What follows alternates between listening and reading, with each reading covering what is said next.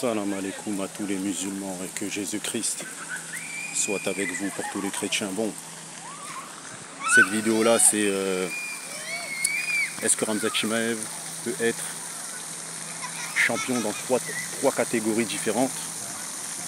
Voilà, c'est ça, c'est de ça qu'il s'agit, hein. Donc voilà. Donc moi je pense qu'il va passer Dricus, ça c'est clair et net.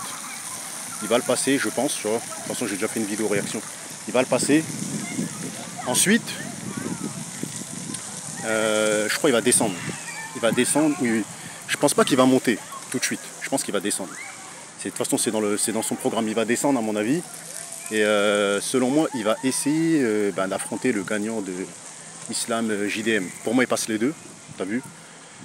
Pourquoi? Parce que tout simplement, je vois pas comment Jack de la Maddalena pourra contrer la lutte de Khamzat. Ça, c'est impossible. Et Islam, il s'est fait mettre sur le dos par Volkanovski. Donc, personnellement, il a galéré contre Dustin Poirier. Personnellement, on sait tous que Khamzat, au premier round, il soumet Dustin Poirier, on le sait tous, tu vois. Que je pense que ça tient pas un round, hein. Khamzat, Dustin Poirier, ça tient pas un round, ça on le sait, tu vois. Donc voilà. Maintenant, dites ce que vous en pensez en commentaire. Est-ce que vous êtes d'accord avec moi qu'il va prendre la ceinture, enfin qu'il peut prendre la ceinture du dessous? Moi en tout cas, moi, je vous garantis que selon moi, Khamzat passe JDM du premier coup. Enfin du premier round plutôt. Et pour moi, Khamzat, ça reste mon point de vue, il passe Makhachev, cousin. T'as vu, j'ai eu un commentaire où les mecs ils ont osé me dire que Islam il bat Khamzat. Les gars, vous êtes fous. Les gars, vous êtes complètement fous. La lutte de Khamzat, elle est au-dessus de celle de Islam. Islam, il a plus le grappling que la lutte. Parce que s'il avait là une bonne lutte, il allait soumettre Dustin Poirier au premier round. Mais sa lutte, elle n'est pas, quand tu regardes même, même contre Moïcano, il a soumis rapidement, tu vois. Mais en fait, les projections de, ouais, les projections de Makhachev, tu vois, ils sont, je sais pas comment expliquer, ils sont pas aussi simples que, ils sont pas, en fait, il le fait pas avec facilité, voilà. C'est pas comme Khamzat où je sais pas, on dirait il joue, il est là, il met sa garde, il fait style, il va te mettre une gauche, après il plonge sur ta jambe et il te met au sol. Tu vois, Khamzat, c'est vraiment fluide. Ça coule de source, quoi. C'est un jeu pour lui, tu vois. C'est toujours la même chose et ça passe toujours, tu vois. Que Makhachev, c'est pas tous les combats qu'on a vus où il soumet les personnes au premier round et ça passe pas toujours, tu vois. T'as des mecs qui défendent la lutte de Makhachev, tu vois. En plus, c'est des 70 et tout. Voilà, c'était des 70. Là, c'est son premier combat en 77. Moi, comme je vous ai dit, moi, ça reste mon point de vue. Je vois pas, je vois absolument pas Makhachev gagner contre Jack de la Maddalena. Parce que si Dustin Poirier a défendu sa lutte, il est plus léger. Si Volkanovski a défendu sa lutte, il est plus léger. Qu'est-ce que c'est, les gars? Jack de la Maddalena. Là, on a un mec qui fait 1m80. On a un mec qui, hors combat, il fait au moins 95 kg. On a un mec qui est plus lourd. On a un mec qui boxe mieux. Parce qu'il faut savoir que Jack de la Maddalena, c'est en boxe, c'est une version améliorée de Poirier. Poirier, vous avez vu ce qu'il lui a fait? Donc imagine Jack de la Maddalena, frère. Si Poirier lui a fait ça, frérot, imagine Jack de la Maddalena, frérot. Imagine, frérot, tu vois. Donc pensez à tout ça, les gars. Ne dites pas, ouais, c'est Makhachev, Team Khabib, parce que je sais comment les gens y pensent. Ils pensent que Makhachev, c'est Khabib. Ouais, c'est Makhachev, il s'entraîne avec Khabib. C'est un tueur et tout. Les gens, ils pensent comme ça. Tu vois, les gens, ils pensent comme ça. Makhachev, c'est pas Khabib, frère. Makhachev, il saigne, cousin. Khabib, il a jamais saigné, frérot, tu vois. Les gens, ils osent encore comparer les deux. C'est pas comparable. Khabib, il a jamais saigné. Khabib, lui, quand il défonce un mec, frère, c'est du grand and pound direct, cousin. Et lui, même sa lutte, elle est meilleure que... Elle est au-dessus de... Comment ça s'appelle ouais, sa lutte, elle est au-dessus. Ça a son point de vue, mais la lutte de Khabib, elle est au-dessus de Khamzat. Hein. Vous allez me dire pourquoi. Khamzat, il a une lutte offensive, mais avec un cardio limité. Que Khabib, il a une lutte offensive, avec un cardio illimité. T'as capté? C'est-à-dire, lui, laisse tomber, frère. Tu vois, laisse tomber. C'est un cardio illimité. Donc, voilà, dites ce que vous en pensez en commentaire. tout cas, la vidéo là, c'est pour vous parler des, comment ça s'appelle, des 3 ceintures. Donc, selon moi, il va prendre la middleweight, là. Il va la prendre, tu vois, contre Dricus. Ensuite, ça reste que mon point de vue. Pour moi, il va descendre de catégorie. Et pour moi, il va prendre le gagnant de Madalena vs Makhachev. Et ça reste que mon point de vue. Pour moi, que ce soit Makhachev ou de la Madalena, pour moi, il les prend les deux, les gars, tu vois. Que ce soit Makhachev qui gagne ou Madalena qui gagne, il les baise les deux, t'as vu. Mais pour moi, je vais même aller plus loin. Pour moi, ce sera facile parce que eux, ça va être au premier round. Parce que quand tu regardes les sparring, quand tu regardes les sparring de Khamzat, tous les mecs qu'il a fait taper en sparring, c'est au premier round. Sean Strickland, il a fait une interview où il a dit clairement que le pressing de Khamzat, il est trop violent en fait au niveau de la lutte. Et que sa lutte, elle était de haute qualité, elle était de haute classe. En gros, il a fait comprendre que Dricus du Plessis, il va avoir un problème parce que la lutte d'Agestanaise, elle est violente. Et que celle de Khamzat, elle est très violente. Il a sparé avec lui, il sait, il le sait, tu vois. Khamzat, il a dit, il a fait taper Sean Strickland plusieurs fois. Donc les gars, moi je vous dis, hein, Khamzat, il va prendre la ceinture middleweight.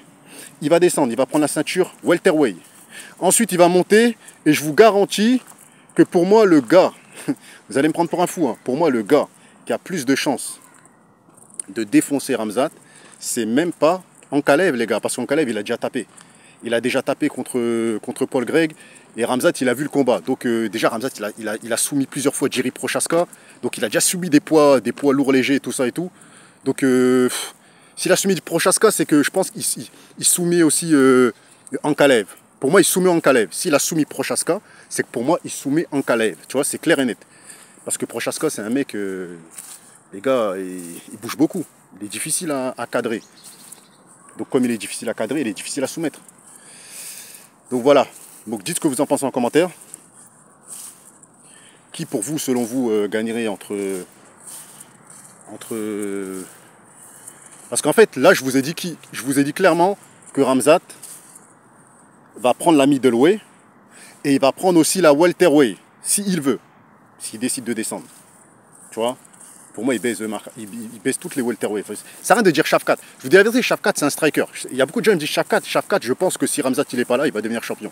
Mais si Khamzat il est là, je pense que je sais pas comment il va faire. Hein. Je sais pas, je vois pas Shavkat défendre la lutte de Khamzat, les gars. C'est arrêtez, les gars, tu vois. Là, faut être objectif, tu vois. Shavkat, c'est mon combattant préféré dans la division des welterweight, je l'ai toujours défendu. Mais là, les gars, Khamzat, frérot, c'est un autre monde. C'est Khamzat, en fait, Khamzat, je vous dis la vérité. Le seul, pour moi, qui peut défoncer Khamzat, vous allez me prendre pour un fou, je vais vous en citer un. Je vais vous en citer deux, même deux. Mais encore le deuxième, je suis pas sûr. Je suis pas sûr. Mais le premier, je suis sûr qu'il peut le faire. Pour moi, les gars, Alex Pereira peut défoncer Khamzat. Vous allez dire, ouais, pourquoi? Ouais, Guadas, parce que c'est ton combattant préféré. Oui, effectivement, parce que c'est mon combattant préféré. Mais c'est aussi parce qu'en fait, Alex Pereira, en ce moment, il fait des sparring. Il fait des sparring, comment dire, ouais, il fait des sparring de JJB et de lutte. Allez dans sa chaîne, tout ça, dans la chaîne de Glover Teixeira. Ils font beaucoup de sparring, il entraîne beaucoup en lutte et tout ça et tout. Il essaie de défendre la lutte. Si le combat, il arrive à défendre la lutte de Khamzat, peut-être pas sur les deux, peut-être pas le premier round, mais s'il arrive au deuxième round à résister et tout, je vous garantis que, bah oui, Pereira, frère, avec une patate, il couche Khamzat. Et Khamzat, il le sait, il l'a dit. Il a dit, je pense que ce serait facile de soumettre Alex Pereira, mais si j'y arrive pas, ce sera facile pour lui de me mettre KO. Donc Khamzat, il est conscient. C'est-à-dire, il dit les termes. Il sait que, en fait, il a des chances de le soumettre rapidement, comme il a des chances de se faire TKO rapidement. Parce qu'en fait, Khamzat, c'est un mec qui plonge sur les jambes. On le sait tous, c'est un mec, on sait tous comment il fonctionne. C'est un mec, il plonge sur tes jambes. Imagine que Pereira, il a le coup d'œil, il balance un hypercut, les gars. Ou un coup de genou sauté. Au moment où Khamzat, si le combat se fait, hein, je vous dis clairement, c'est mort, cousin. Il est envoyé à la morgue. Donc les gars, faites attention. Les gars, faites attention à ma vidéo. Donc voilà, Ankalaev, je vous dis la vérité, pour moi, Il a des chances contre Khamzat aussi s'il garde le combat debout. Il peut le gagner à la décision. Pour moi, allez, Ankalaev, il peut, mais vu que c'est un mec, il n'est pas bon en grappling, il est bon peut-être en lutte, mais au sol, il fait rien d'extraordinaire et tout ça et tout. Pour moi, je pense que Khamzat le soumet dans les 2 premiers rounds, Ankalaev. Moi, j'en suis sûr et certain. Je sais pas pourquoi, j'en suis sûr, frère. J'en suis sûr que Khamzat, il affronte Ankalaev, il gagne le fight. Tu vois, il gagne le fight par soumission, étranglement. Il s'est déjà fait étrangler. Donc, automatiquement, Khamzat, il a déjà analysé comment le finir. Moi, je pense qu'il finit Ankalaev, tu vois. Moi, je pense qu'il finit. Tu vois. Et par contre, s'il devient champion dans les 3 divisions, qui peut s'asseoir à la table du mec? Même Joe Jones, il pourra rien faire, les gars. Tu vois, même Joe Jones, il pourra rien faire, tu vois. Ok, il n'aura pas défendu son titre, mais frérot, champion de 3 catégories, je vous garantis que... Après, par contre, chez les poids lourds, là, non. Là, par contre, là, je sais qu'il ne pourra pas. T'as vu? C'est difficile. Les emmener au sol, ils sont compliqués. Il y a Derek Lewis qui a une patate de forain. Il y a Volkov qui sont difficiles à amener au sol. C'est un autre monde. Il y a Thomas Spinal. Il y a...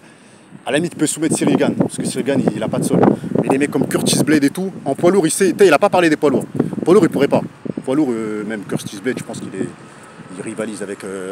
il serait content d'affronter Khamzat. Tu vois, d'aller dans les profondeurs de la lutte. Parce que Curtis Blade, c'est sa spécialité.